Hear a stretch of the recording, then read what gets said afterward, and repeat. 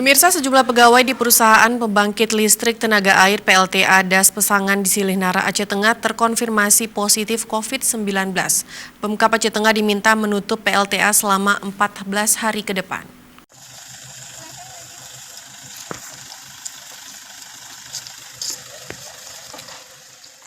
Kasus konfirmasi positif Kabupaten Aceh Tengah klaster tenaga kerja di pembangkit listrik tenaga air PLTA Das Pesangan mulai terjadi belakangan.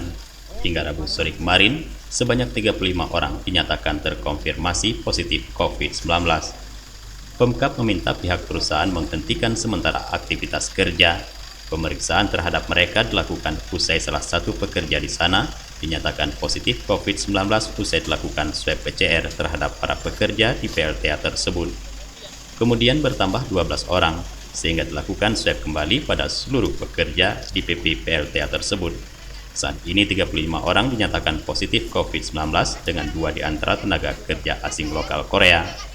Juru bicara Satuan Tugas Penanganan COVID-19 Aceh Tengah Dr. Yunasri menyampaikan bahwa pihaknya saat ini telah menjemput semua pekerja di PLTA tersebut untuk dilakukan karantina di Rumah Sakit Umum Daerah Datu Beru Takengon dan Rumah Sakit Regional Langdo Bangka. Kasus positif dari perusahaan PT PP perusahaan PLTA Pesangan. Nah, ini juga kita sudah mengambil tindakan di mana untuk menutup seluruh proyek PLTA selama 2 minggu. Dari itu mulai tanggal 12 sampai dengan tanggal 25 Oktober. Karena memang sebelumnya juga PT PP ini juga ada 1 kasus positif. Jadi dari PT PP ini sudah ada 13 kasus positif.